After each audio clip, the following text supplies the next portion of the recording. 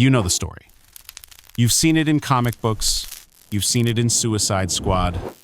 The Mad King and his chaotic, beautiful queen. The Joker and Harley Quinn. We love this trope because it feels romantic. Two broken people burning the world down for love. But history tells a different story. If you peel back the layers of Chinese legend, specifically the Fengshen Yanyi, you don't find a romance. You find a crime scene. What if I told you the most famous femme fatale in Asian history wasn't a woman at all? What if she was a biological weapon? We're not talking about a bad romance here. We are talking about a 1,000-year-old apex predator wearing a human girl like a suit of armor, piloting a king into madness, and eating a dynasty from the inside out. Forget the Disney version. Forget the tragic love story. This is the forensic truth of the fox demon Daji.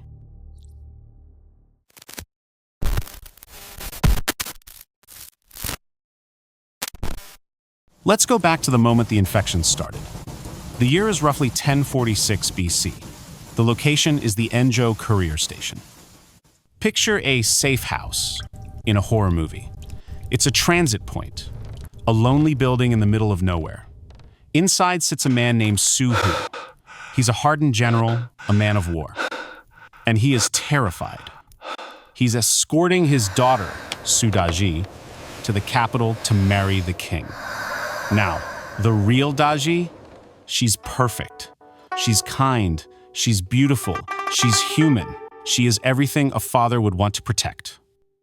But the intelligence reports for this station are bad. Locals say an evil sprite has been hunting here for years, waiting for the right vessel. So, Suhu doesn't sleep. He sits in the main hall, gripping an iron staff, a weapon of war, not diplomacy, reading military strategy by candlelight. He's trying to stay awake. He's guarding the door to his daughter's room. Then, the atmosphere drops. The texts describe a cold mist seeping under the door. In Chinese metaphysics, this is yin. Think of it as psychic exhaust from suffering and death. For humans, yin is toxic. For fox spirits, it's food. It's how they stay alive in our world. Suddenly, the main lamp burns out. Total darkness. This is the moment of the attack. Suhu panics. He scrambles to find a light. In that brief window of blindness, something happens in the back room. The text is brutal in its simplicity. The spirit sucked out the soul of the girl. It didn't merge with her. It didn't whisper in her ear. It evicted her. It consumed the soul of the real girl to fuel the integration. When Suhu finally bursts into the room with a torch, he expects a monster. Instead, he sees his daughter. She's waking up, she stretches, yawning, looking a little sleepy, a little lazy. "Father," she says, "what's the panic?" He breathes a sigh of relief. He thinks he saved her. But he missed the signs. The girl is too calm. Her skin is too perfect. He doesn't realize he is no longer escorting his daughter. He is escorting a biological Trojan horse into the heart of the empire.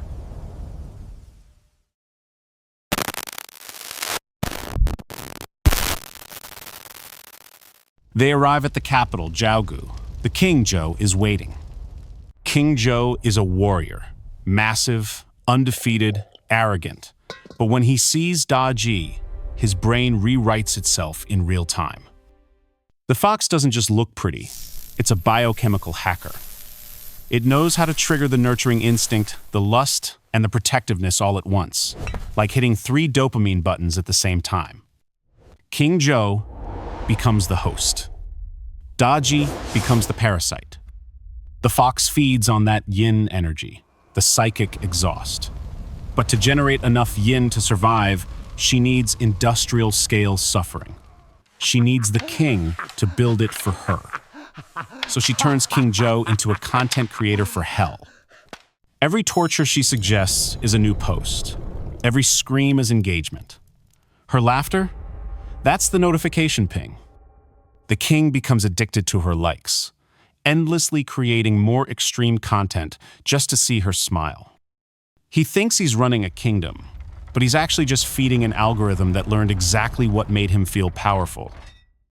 And the algorithm is always hungry.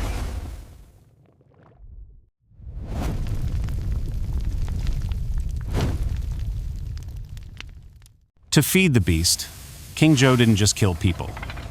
He built machines. The texts describe the construction of the Paoluo, the burning pillar. Picture a bronze cylinder, 20 feet high, filled with charcoal until the metal glows a dull, angry cherry red. This was the thunder of the Shang Dynasty, a perversion of their greatest technology. The Shang were masters of bronze, famous for their sacred ritual vessels. But here, that holy metal was turned into a furnace for the living. The victims were bound to the heated bronze. Now, a normal person would look away, but Daji leaned forward. She listened. She studied the movements, bodies reacting to the heated bronze, and told the king it looked like dancing. She reframed execution as performance art. The court officials turned pale, a normal human response to atrocity. But Daji laughed. That laughter wasn't cruelty. It was proof she wasn't human. What she saw as beauty, humans saw as hell. And King Zhou, addicted to her approval, applauded.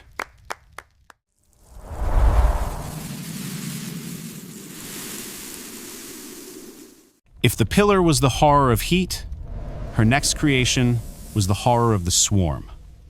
Daji ordered the excavation of the Chongpun, the Serpent pit.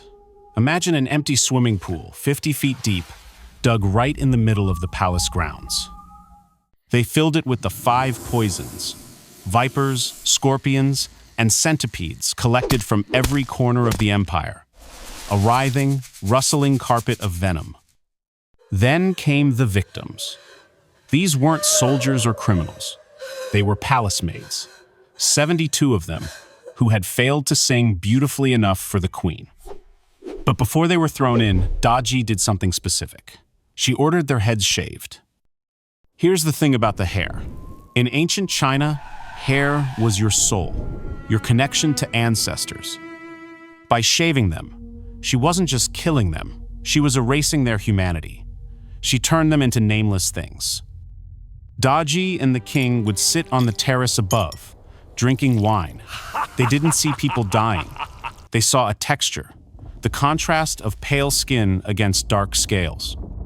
They heard the muffled screams, mixing with the dry rustle of 1,000 snakes.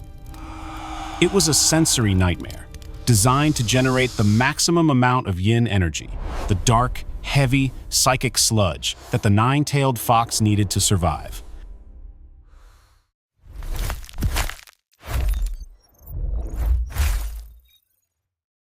But the physical torture wasn't enough. To truly destroy the Shang, she had to break its moral spine. Then came Bi Gan. Bi Gan was the king's uncle. He was a sage, a man so virtuous that legends said he had a 7-aperture heart, a heart with 7 literal openings that ancient texts claimed let spiritual energy circulate perfectly, like air vents in a supercomputer. He was the only thing standing between the king and total madness.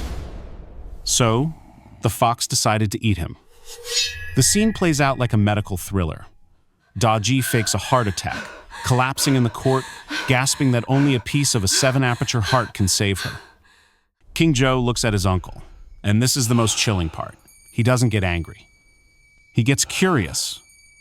"I have heard that the heart of a saint has 7 openings," he says. "I would like to know if this is true." This is what absolute power does to a brain. It turns family into lab rats. He orders the extraction done right there in the throne room.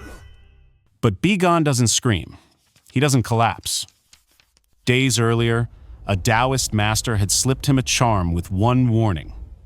When they take your heart, stay silent. Ride to the city gates. Find the vegetable seller. So Bi Gan stands there, chest open, bloodless, holding his own beating heart like it's a grocery bag, and walks out of the throne room like it's a normal Tuesday. He rides to the gates and meets a woman selling vegetables. She's selling hollow spinach, Kong Shin Tsai. Bi Gan asks her, "How can there be a vegetable without a heart?" The woman looks at him and delivers the linguistic kill shot. "Vegetables can live without hearts," she says, "but men cannot." The charm works on one rule. Reality is negotiable as long as you don't question it. The moment Bi Gan accepts the logic that a man cannot live without a heart, the spell breaks. The universe corrects the error. Bi Gan falls from his horse, dead. The king had satisfied his curiosity. The fox had satisfied her hunger. And the last pillar of the Shang Dynasty collapsed into the dust.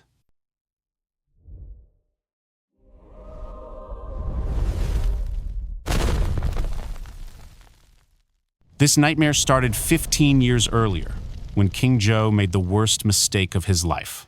He walked into Nüwa's temple, the mother of humanity, the woman who literally patched the sky, and decided to hit on her. He looked at her statue and didn't feel reverence. He felt lust.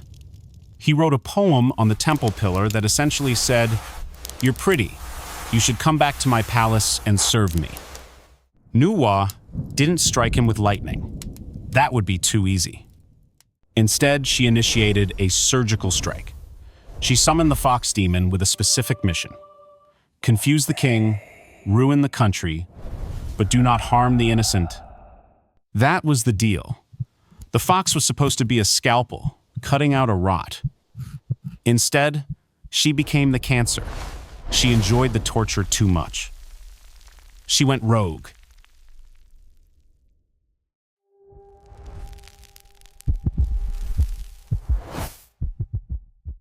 Jump to 1046 BC. The armies of the Zhou Dynasty are at the gates. The king has retreated to his dear terrace and set it on fire, wearing his best jewelry, melting into a puddle of luxury and bone. But Daji doesn't burn. She runs. She tries to flee back to her tomb, but she is intercepted by the divine generals. She is bound and brought before Zhang Ziya, the master strategist of the revolution. Zhang Ziya orders her execution. The soldiers drag her out, raise their swords. Then Daji looks up. She doesn't beg. She creates a psychic glamour, a wave of supernatural beauty so intense that it overrides the soldiers' motor functions. The text says the executioners, hardened men who had just fought a war, dropped their swords. Their arms went limp. They couldn't physically harm something that perfect. Even in chains, the parasite was still in control.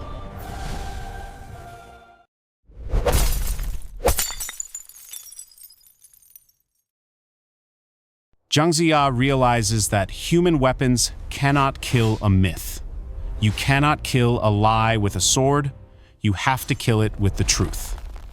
He steps forward, holding the Jiao Yao Jing, the demon reflecting mirror.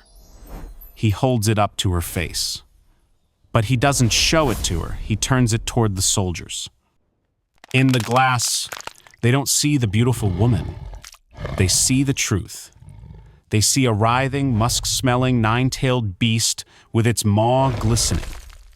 The illusion shatters. The dopamine loop is broken. The soldiers recoil in horror. But she's still immortal. To finish the job, Zhang Ziya has to use a weapon that doesn't play by the rules of physics. He takes out a small gourd, bows to it, and whispers a command phrase that has become legendary in Chinese pop culture. "Please turn around, baby. Qingbao Bei Zhuan Shun." From the gourd, a winged blade spins out. It doesn't cut her neck, it severs her Yuan Shun, the primal spirit that drives the body, different from the human soul she consumed. It disconnects the pilot from the vessel. Only then does the head fall. The spell breaks. The Shang Dynasty is over. Here is what the story of Daji is really asking. How do you know you're not King Zhou right now? How do you know the thing you love most? The career that validates you? The relationship that completes you? The belief system that makes you feel powerful? isn't a parasite wearing a mask? King Zhou never saw the fox.